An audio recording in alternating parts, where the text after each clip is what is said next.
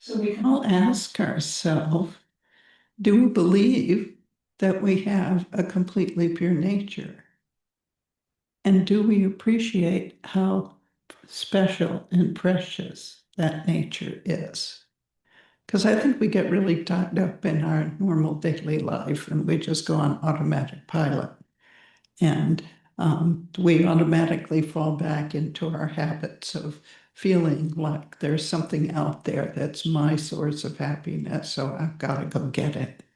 We have that type of immediate response as our unpeaceful minds, our delusions kick in, particularly that self-cherishing mind that feels, I got to take care of myself and you got to take care of yourself and I've got to get what I want and you've got to get what you want.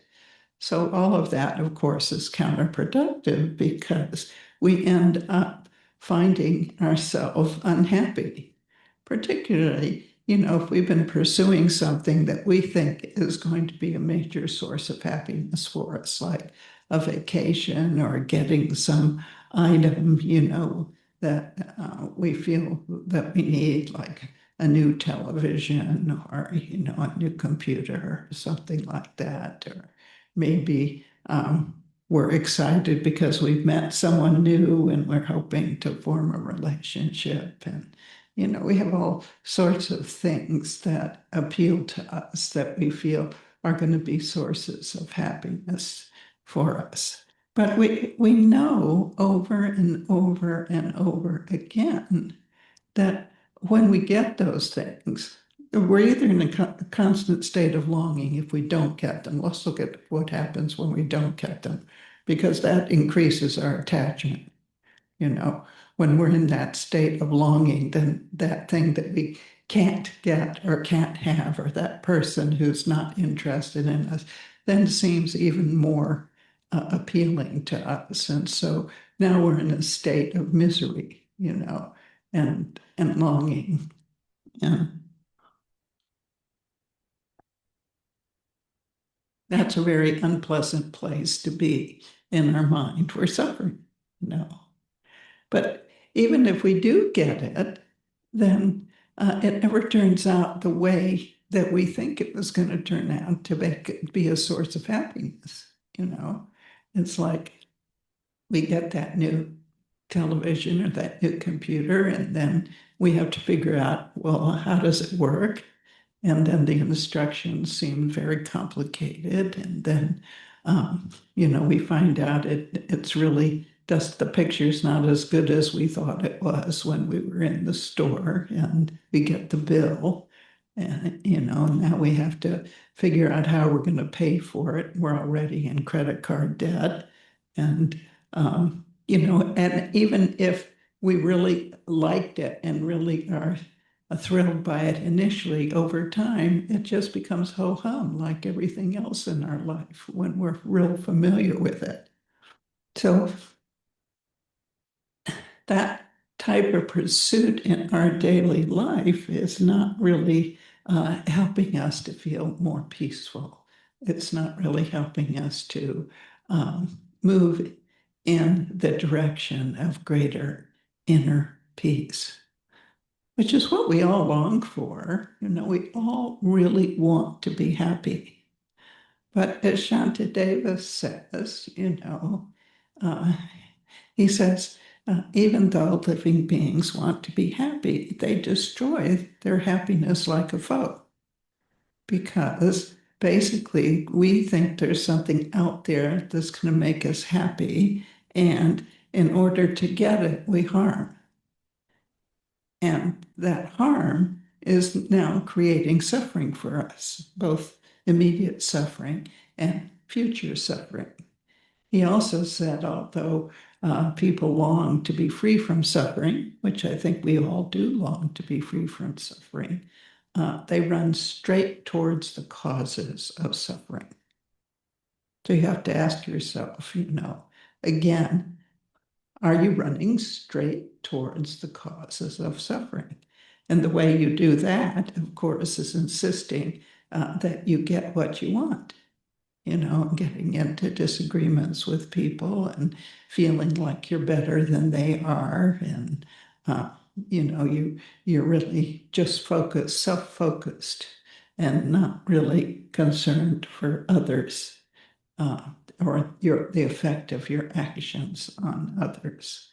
So we have to be really careful to not cover our completely pure nature with more and more delusions, as as the Buddha says. He says, here, I'll read you something here. He says, Buddha compared our Buddha nature to a gold nugget in dirt. For no matter how disgusting a person's delusions may be, the real nature of their mind remains undefiled, like pure gold. So dirt doesn't defile gold. In the heart of even the cruelest and most degenerate person exists the potential for limitless love, compassion, and wisdom.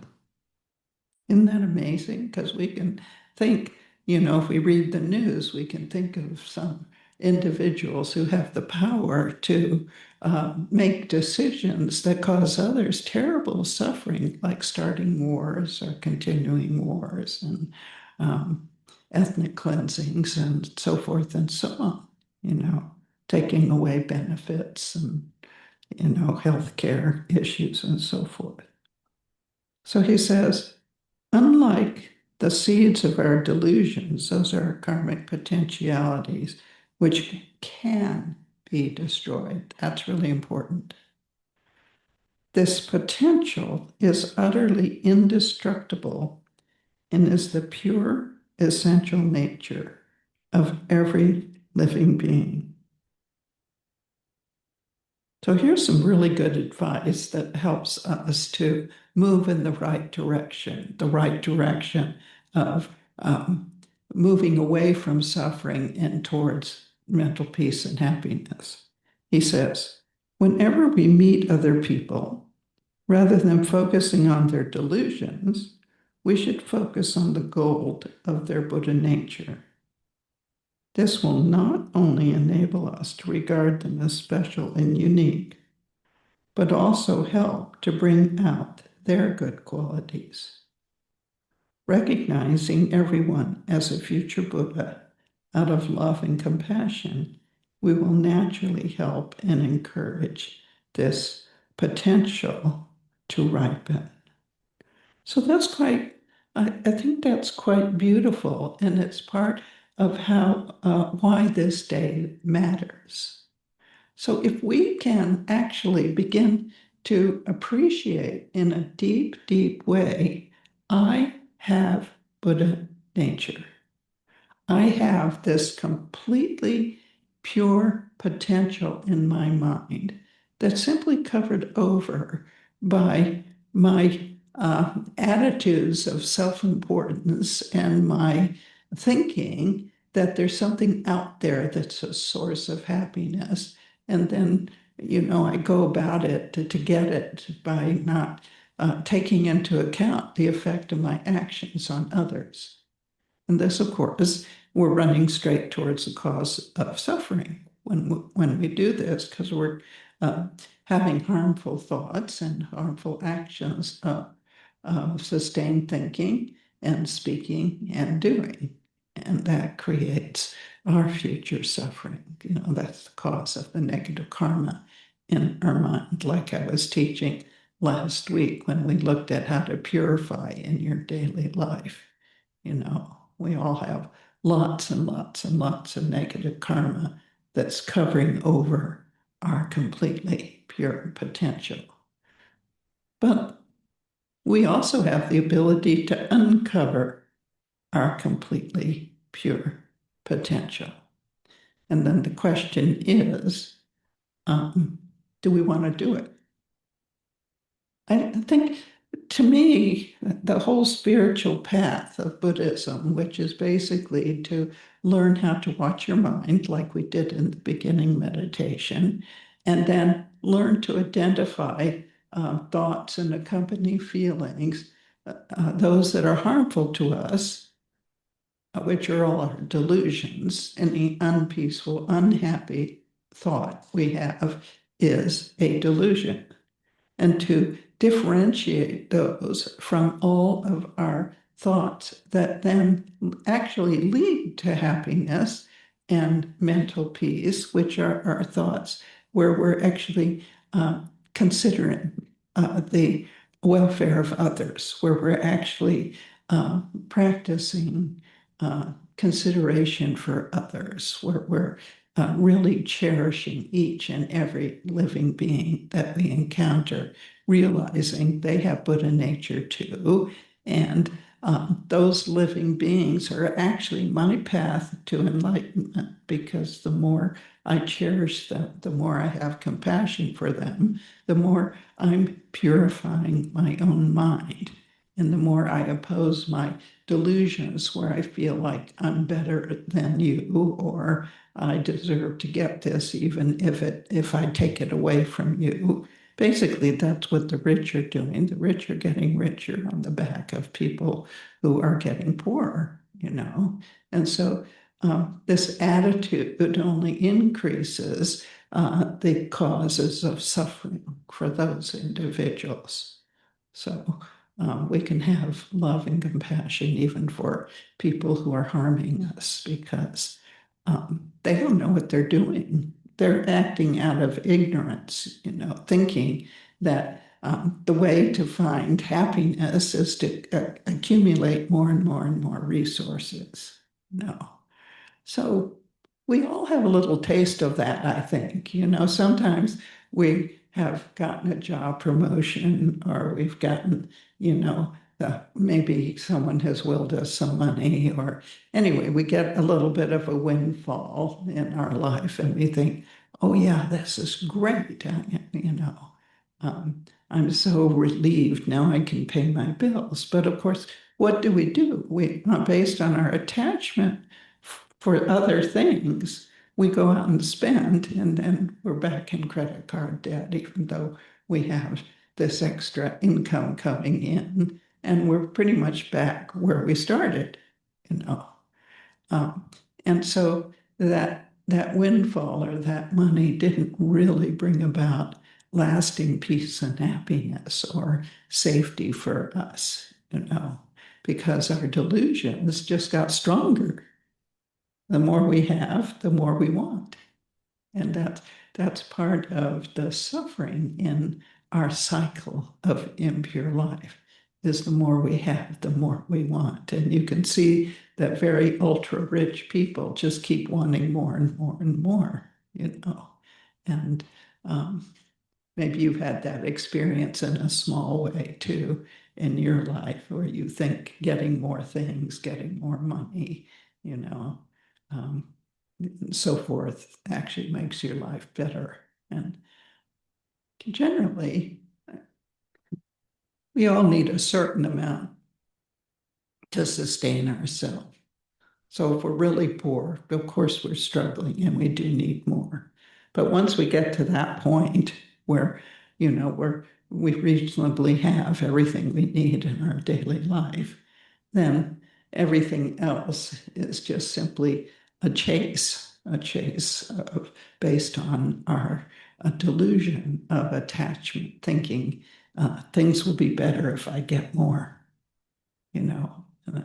So instead of focusing on these sort of delusions that affect our daily life, it'd be much better to focus on the fact I've got this completely pure nature. Now, what can I do to actually bring it more to the fore of my mind? You know, how can I actually uncover it? Um, so that's why we want to put Buddha's teachings into practice, because the teachings are what gives us the method to uncover it. So we watch our mind, and then we recognize any unpeaceful or unhappy thought we have, you know, where we're craving something, or we're annoyed about something, or we're finding fault, or we're anxious about something, or fearful about something. We have many more words in our language for thoughts that are unhappy than we do for thoughts that are joyful. I don't know if you've ever noticed that, but it is completely true. And the reason is we've spent so much of our time being unhappy. you know, even mild unhappiness, if you generally are feeling like life's reasonably okay, we still have this sort of mild, I don't know what to call it, an itch for something different, or, like there's something more to get, or that song that was popular many years ago, so most of you won't know it, by Peggy Lee, called "Is That All There Is?" you know. And the older we get, the more we begin to think that, is that all there is in life? So we need to really appreciate that the meaning of our life is to uncover our Buddha nature. And so we need to watch our mind and recognize these unpeaceful states of mind and tell ourselves, I don't want that there. I don't have to be annoyed.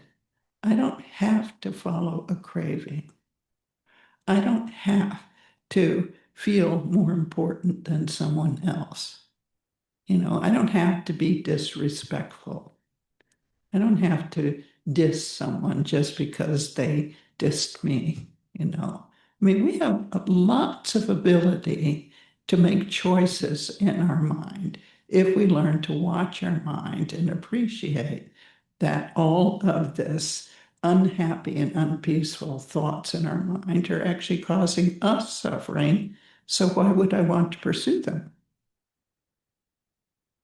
I would much rather put my energy into developing thoughts that actually lead me to greater peace and happiness. And of course, that's what the spiritual path is about.